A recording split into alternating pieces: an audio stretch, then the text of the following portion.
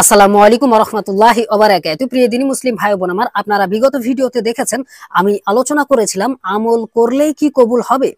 আপনারা দেখেছেন এবং জেনেছেন যে আমল করলেই কবুল হবে না, বরং আমল করতে হবে রাসূল সাল্লাল্লাহু আলাইহি সাল্লামের পদ্ধতিতে।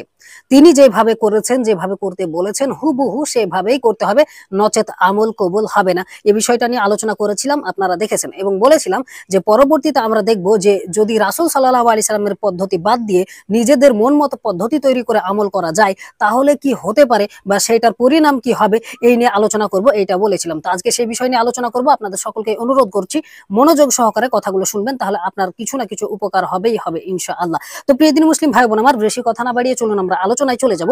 প্রথমে আমরা একটা হাদিস দেখব, সহিহ বুখারী ৭২৭৭ নম্বর হাদিস।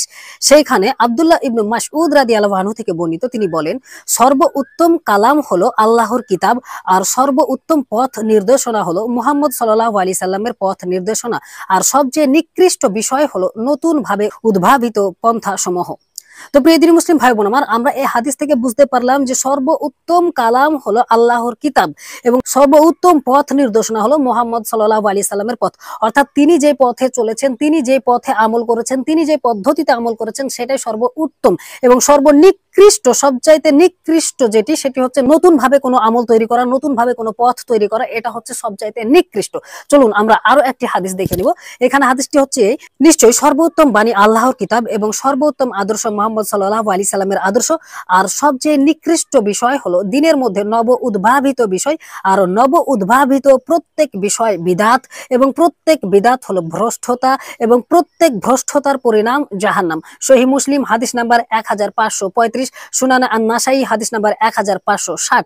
তো প্রিয় দিনী মুসলিম ভাই বোন আমার, আপনারা বুঝতে পারলেন এই হাদিস থেকে আমরা সুস্পষ্টভাবে বুঝতে পারি যে প্রত্যেক নতুন তৈরি, প্রত্যেক নতুন উদ্ভাবিত পথ আমল, এগুলো হচ্ছে বিদাত। অর্থাৎ আপনি যদি কোনো কিছুকে শরীয়ত মনে করে নতুন তৈরি করেন, যেটা রাসূল সাল্লাল্লাহু আলাইহি সাল্লাম করে যাননি, করতে হবে বলেও কোনো প্রমাণ পেশ করতে পারা যায় না, এমন কোনো কিছু যদি আপনি করেন তাহলে সেইটা হবে বিদাত। প্রিয় দিনী মুসলিম ভাই বোন আমার, আমরা চলুন আরো একটি গুরুত্বপূর্ণ হাদিস দেখে নেব যে এই বিদাতের কারণে কি হতে পারে এবং রাসূল সাল্লাল্লাহু আলাইহি সাল্লাম আমাদের সঙ্গে কি আচরণ করতে পারে।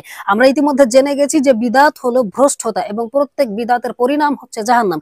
যদি কোনো মানুষ রাসূল সাল্লাল্লাহু আলাইহি সাল্লামের পদ্ধতিকে পরিত্যাজ্য করে নিজের মন মতো কোনো পদ্ধতি তৈরি করে তারপর আমল করে, তাহলে সেইটা হবে বিদাত, আর এই বিদাতের পরিণাম হচ্ছে জাহান্নাম। তার মানে আমরা বুঝতে পারলাম যে বিদাত করলে জাহান্নাম যেতে হবে, এটার পরিণাম জাহান্নাম। চলুন একটি হাদিস আমরা দেখে নেব। সহিহ বুখারী হাদিস নাম্বার 7050, সাহল ইবনু সাদ রাদিয়াল্লাহু আনহু থেকে বর্ণিত, তিনি বলেন, আমি নবী সাল্লাল্লাহু আলাইহি সাল্লামকে বলতে শুনেছি যে আমি হাউজের ধারে তোমাদের আগে হাজির থাকব, যে সেখানে হাজির হবে সে সেখান থেকে পান করার সুযোগ পাবে, আর যে একবার সে হাউজ থেকে পান করবে সে কখনো পিপাসিত হবে না।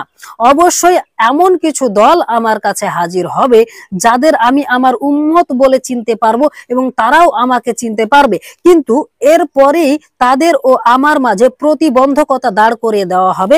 আবু হাজিম রাহিমাহুল্লাহ বলেন, আমি হাদিস বর্ণনা করছিলাম, এমন সময় নুমান ইবনু আবু আস আমার নিকট হতে এই হাদিসটি শুনে জিজ্ঞেস করলেন, আপনি কি সাহল থেকে হাদিসটি এরূপ শুনেছেন? আমি বললাম, হ্যাঁ। তখন সে বলল, আমি সাক্ষ্য দিচ্ছি যে আমি আবু সাঈদ খুদরি রাদিয়াল্লাহু আনহুকে এই হাদিসে অতিরিক্ত বলতে শুনেছি যে নবী সাল্লাল্লাহু আলাইহি সাল্লাম তখন বলবেন, এরা তো আমারই অনুসারী। তখন বলা হবে, আপনি নিশ্চয় জানেন না যে আপনার পরে এরা দিনের মধ্যে কি পরিবর্তন করেছে। এ শুনে আমি বলবো, যারা আমার পরে পরিবর্তন করেছে তারা দূর হোক, তারা দূর হোক।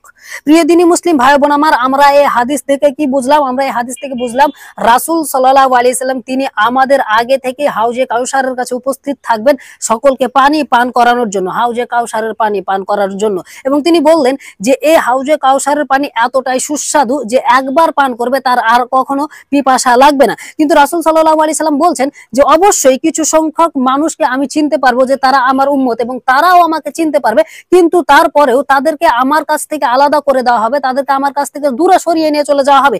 যখন আমি এ কথা বলবো যে তারা তো আমার উম্মত, কেন আমার কাছ থেকে তাদেরকে আলাদা করে দেওয়া হচ্ছে, তখন রাসূল সাল্লাল্লাহু আলাইহি সাল্লামকে বলা হবে যে নিশ্চয়ই আপনি জানেন না যে আপনার মৃত্যুর পরে এরা নতুন নতুন আমল সৃষ্টি করেছে, নতুন নতুন ইবাদত সৃষ্টি করেছে, তখন রাসূল সাল্লাল্লাহু আলাইহি সাল্লাম বলবে যে তোমরা দূর হও যারা আমার মৃত্যুর পরে পণ্ডিতি করেছো, আমার মৃত্যুর পরে নতুন নতুন আমল সৃষ্টি করেছো।